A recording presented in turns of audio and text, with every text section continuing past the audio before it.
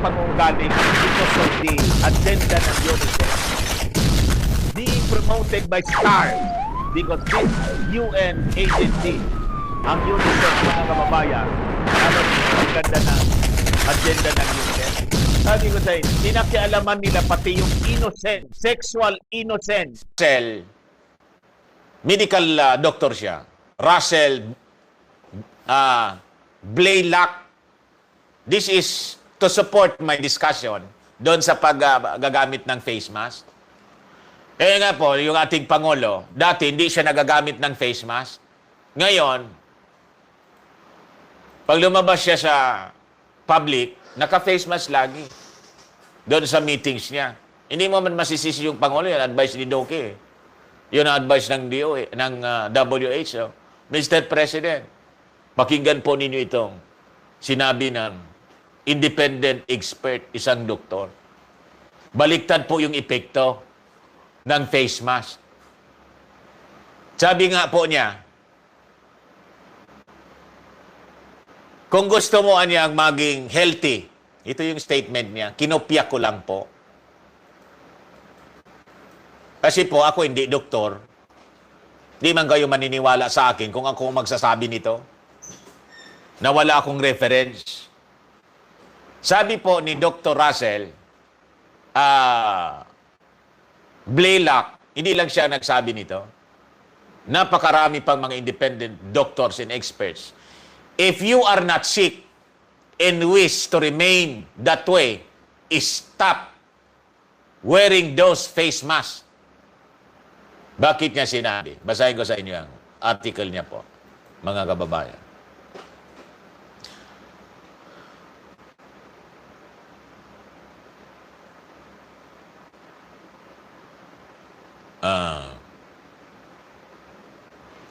With the advent of the so-called COVID pandemic, we have seen number of medical practices that have little or no scientific support as regards reducing the spread of this infection. Tulad po ng paggagamit ng face mask. One of these measures is wearing facial masks, either a surgical type mask, bandana, or N95 respirator mask. When this pandemic began and we knew little about the virus itself or its epidemiologic behavior, it was assumed that it would behave in terms of spread among communities like other respiratory viruses.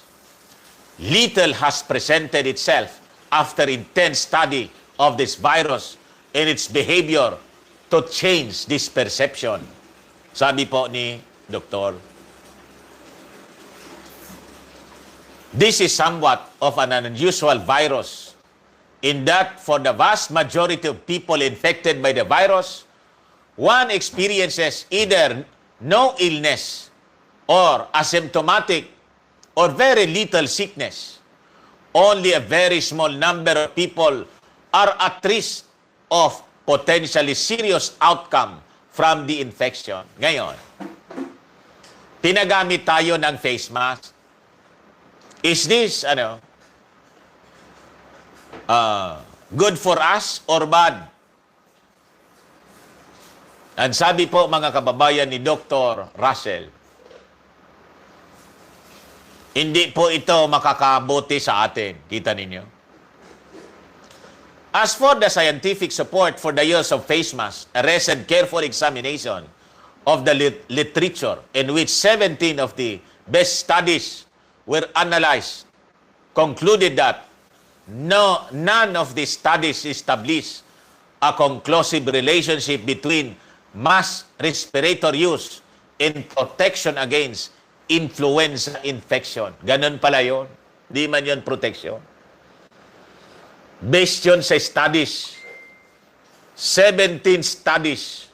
Yung sinasabi po nila, na yung action nila, based on science, hindi po sayad. May mga sayad. Kita yung mga tao. Kanina nga po, nagpa-market ako. Sabi sa akin ng binilang ko ng kinudkod. Anong kinudkod? Yung nyog na kinayod na nyog. Sabi ko, hindi ka ba na hindi ka ba nasusuffocate? Uwan niya, nasuffocate niya ako. Inaalis-alis ko niya kasi para niya akong para siyang mag-collapse kasi kinakapos ako sa paghinga. Yung isa niya yung magkakarni diyan, talagang nainis, inalis niya. Kaya langan niya, takot kami. O, kita mo na. Sabi ko, bakit takot kayo? May nagrurundaan yung pulis dito, pinipicturan, tapos pininalize. Fine. Mga kababayan, for not using the face mask o pwedeng ipasara yung tindahan mo. Kasi you become a risk doon sa mga tao. Yun ang pinaniwala kasi. Ang hindi alam ng mga taong ito, baliktad yung epekto. Ayun ang kwento niya sa akin. Paraan niya akong mag-collapse. Nasusuffocate ako. Siyempre, masusuffocate ka, may mask ka eh. At yung trabaho mo, kailangan, mabigat kasi yung trabaho eh. Kakapusin ka talaga sa paghinga. Keep in mind, no studies have been done to demonstrate that either a cloth mask or the N95 mask has any effect on transmission of the COVID-19 virus. Any recommendations, therefore, have to be based on studies of influenza virus transmission. And as you have seen, there is no conclusive evidence of the efficiency in controlling flu virus transmission.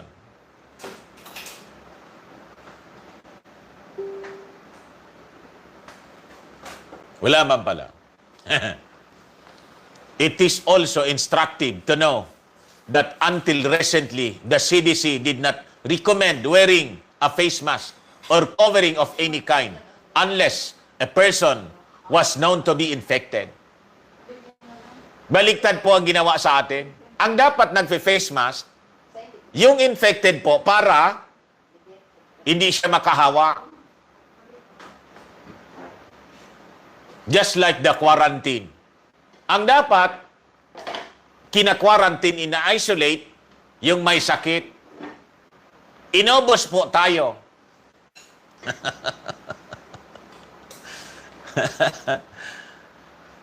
Non-infected people need not wear a mask. When a person has TB, we have them wear a mask. Not the entire community of non-infected. The recommendations by the CDC and the WHO are not based on any studies of this virus and have ever been used to contain any virus pandemic or epidemic in history. Kita ninyo, ginago po tayo. This is, mga kababayan, a massive global experiment sa atin pong mga tao sa buong mundo. How we behave.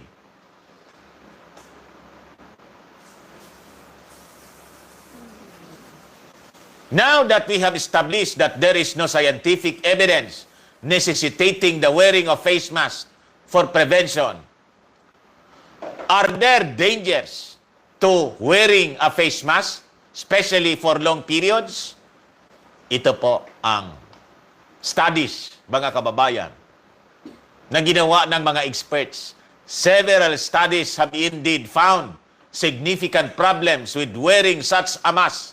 This can vary from headaches. Kaya pala, mga kababayan, pag lumalabas mo ako, kasi I have to follow the rules. Kami ni Mrs., face mask kami. Minsan, nakakalimutan ko. Nasa sasakyan pala ako, nasa loob ng sasakyan, naka-face mask pa ako. Nahihilo na ako. Sumasakit yung aking ulo. Hindi ko lang sinasabi kasi baka matuluyan tayo. Baka magka-fever tayo pagdating ng oras. Pagpasok mo doon sa COVID.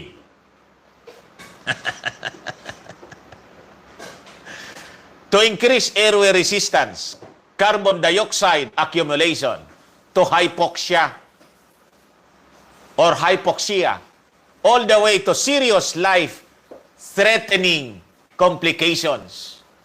Kaya po, Mr. President, may sakit na po kasi kayo, sabi ninyo. Ako, ang dami ko anyang sakit. Matanda na ako eh. O, itanong anya ninyo. Kasi yung mga critics ng ating Pangulo, gustong-gustong malaman na may sakit yung ating Pangulo. Yung isa nga nag-file ng case to force the President to reveal the condition of his health. Hindi pinabura ng Husgado. Baka makasama pa po sa inyo yung pag-face mask ninyo, Mr. President. Imahina na yung kuha ninyo because of your age. Huwag na po siguro kayo magamit ng face mask. Kung medyo baka magka-COVID kayo, you have that fear, you have that apprehension. Yung social distancing na lang muna, wala pa naman yung hindi pa man nila na-establish, wala pang bakuna eh. Hindi ka pa naman po matatrack anywhere you go kahit sa pagtulog. Huwag po kayo, Mr. President, magpapabakuna. Ikalaban ninyo, United Nations, ICC. Kahit tumuwi kayo kung saan kayo susuot, you'll be tracked with vaccine in your whole family. Dami ninyong kalaban.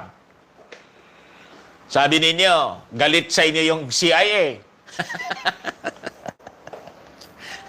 Mr. President, huwag kang magpapabakuna. May tracking device mo yun. Mahirap na. And ito pong face mask, Mr. President. Please review this. And you can search. Kahit kayo na po, i-check ninyo kung makakabuti ba o hindi. Ang masamang balita po, Mr. President, baliktad po pala. Imbis makatulong sa ating kalusugan, baka pa magkasakit tayo at pwedeng ikamatay natin yung complications. Yan sabi rito. Based on studies, no? There is difference between the N95 respirator mask and the surgical mask in terms of side effects. The N95 mask, which filters out 95% of particles with a median diameter of 0.3 because it impairs respiratory exchange, breathing to a greater degree than soft mask. It is more often associated with headaches. Hindi ka Kaya yung N95, binigyan ako ng anak ko. Talagang inalis ko siya. Sabi ko, yung close na lang, hindi ako makahinga. Mas nasusuffocate ako. In one study, researchers surveyed 212 healthcare workers, 47 males and 165 females, asking about presence of headaches with N95 mask use, duration of the headaches, type of headaches, and the person had pre-existing headaches. They found that about a third of the workers develop headaches with the use of the mask. O, yung mga nurses, yung mga health workers natin, mga doktor na gumagamit po nito, kumusta naman po yung inyong? Baka nga dahil sa mask na ginagamit po ninyo, kaya maraming mga health workers yung infected. Namatay yung iba. Kakamaskara siguro, na-suffocate. Comes now the complication. Kung may mga prevailing or existing health problem sila, na-trigger po siya. O yan, health complications. Oh. Kasi nga, buong magdamag, buong maghapon, naka-face mask sila, di na makahinga. Na poison, possibly. Kaya nga sabi ko nga po, I suggest na, kaya sinong gagawa nun? I-autopsy. Ano yung cause of death talaga? COVID nga ba? O baka complications. Dahil sa kung ano-anong ina-advise ng WHO. You see? Based on studies po siya, mga kababayan.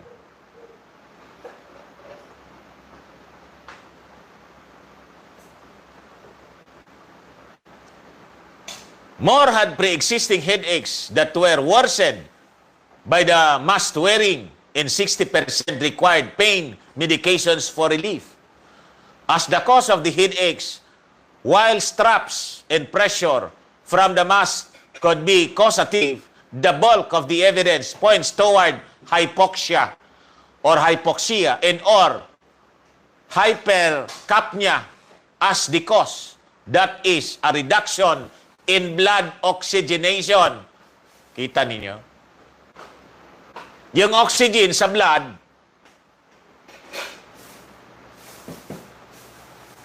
nawala na, na-reduce yung oxygen. Yung brain natin, kailangan ng oxygen. Pag nawala yun na, tipok ka. Nandi ko sa inyo. Or an elevation in blood, CO2, or carbon dioxide. Kasi nga po, anong nangyayari? Nakatakip yung ilong. Hihinga ka. Yung dapat i-exhale mo, na-inhale mo uli. Dapat na-exhale mo na yon. An elevation in blood CO2. Hypercapnia. It is known that the N95 mask, if worn for hours, can reduce blood oxygenation as much as 20%, which can lead to a loss of consciousness. Kaya pala, dumidilim yung iyong pakiramdam para kang mag-collapse. Naglalakad ako doon. Kasi hindi man pwedeng hindi ako mag-mask. Pataas yun. Inalis ko na lang. Ilagay ko yung mask dito, sa chin ko. Kasi nga, nahihilo ako. Bakit ako nahihilo? Ito yung paliwanag. Yung oxygenation sa ating blood na wala can lead to loss of consciousness o collapse. Pwede kang mag-collapse. Ang tawag dito sa amin, mahimatay, madismayo. As happened to the hapless fellow driving around alone in his car wearing an N95 mask. Kaya po yung mga nanonood sa akin, pag nasa loob po kayo ng inyong sasakyan, huwag ng OA. Yung mayayaman nasa salubong ko kasi yayamanin din ako. Kaya sila, sabi ko kay Mrs., tingnan mo ikako yung babae, mag-isa sa kotse niya, nagda-drive, nakamas. Sabi ko, naman yun. Nag-iisa ka lang, wala ka mang kasama. Wala mang mga sasakyang marami para sumuot yung virus or kung anong mahihinga mo doon sa aircon mo at masinghot mo. Wala ngang mga vehicles, nakamask siya. Sabi ko sa inyo, tama na pong paloko. Enough is enough. Tanggalin ninyo yung mask, nag-iisa lang naman kayo. Ilagay na lang ninyo rito. Pag may checkpoint, ayun ang ginagawa ko. Lagay ko ulit dito. Paglampas sa checkpoint, dito ulit. Lokohan lang naman. Linoloko tayo. Lokohin din natin sila. Tama? Kaysa naman po mag-suicide tayo, pakamatay pala yung ginagawa natin. We are killing ourselves. Sabi yan ni Doktor, hindi ako. Baka naman may mag-react dyan. Sino ka ba? Bakit kayo? Sino rin? Mas magaling kayo rito sa doktor na binabasa ko. Pinag-aralan nila. You see? causing him to pass out and to crush his car in sustained injuries. Nakamas. Biglang nahimatay. Nagdadrive. Ayon, mabutit hindi na tuluyan. Injuries lang. Nabangga. Kita ninyo? I am sure that we have several cases of elderly individuals or any person with poor lung function passing out, hitting their head. Baka po, himatayin kayo nasa kalsada. Tumama yung ulo ninyo sa simento or sa poste. Tak! Doon kayo namatay. Hindi man sa COVID, kundi sa pagkatumba. This, of course, can lead to death. Ayos na yun, siguro. Tama na. Mahaba ito. Yun lang naman ang gusto kong i-share po sa inyo. Reference.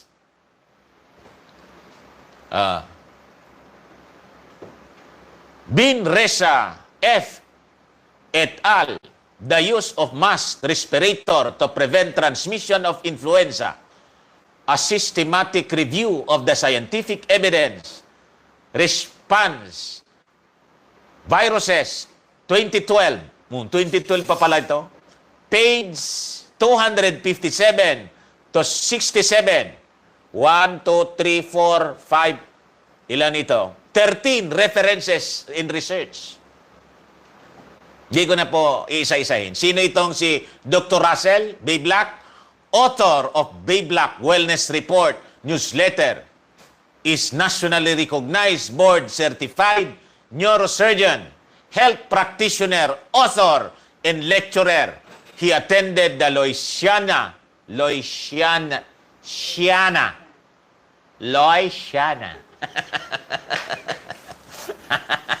State University School of Medicine and completed his internship in neurological residency of the Medical University of South Carolina.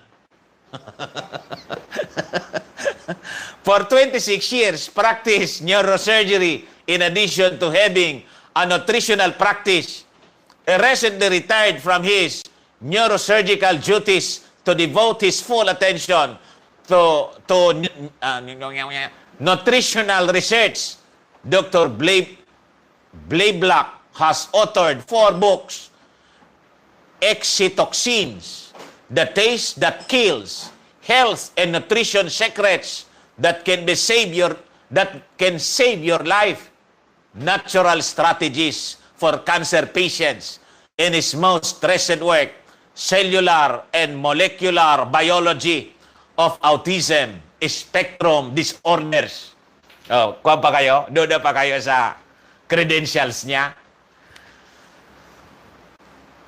Yung mga nagsasabi sa akin, Mr. Maravillas naman na niya, doktor ka ba? Hindi. Journalist po ako for more than 30 years. At iba akong journalist. Ako yung journalist na hindi mo pwede akong papaniwalain ng kwento-kwento lang. I do my assignments. I research a lot. I read a lot. Mga kababayan. I read a lot. And I read books. All kinds of books. Kahit yung mga libro ng mga sinungaling, binabasa ko po para alam ko yung kasinungalingan at yung totoo. Ganon po ako. Kaya nga, galit sa akin itong mga lagi niya tayong nabubuking kay Mr. Maravillas. Iba natin yung, i-restrict natin yung video. So, mga kababayan, kayo pa rin ang boss ko. Kayo pa rin ang masusunod. Ang ibig ko pong sabihin, nasa sa inyo na po. I'll just give you the information. It's up to you if you follow. You believe. Nasa sa inyo po yon. You have that freedom. Tama pa? Basta, in case you have, you're in doubt, you check may references. I-check ninyo. Anyway, parang na-share ko ito rito. Tingnan ninyo itong mga references kung totoo yung sinasabi nila. Na-check ko na po. Totoo. At per experience natin, pag ikaw na-suffocate, talagang magdidilim ang inyong you choke. Di ba?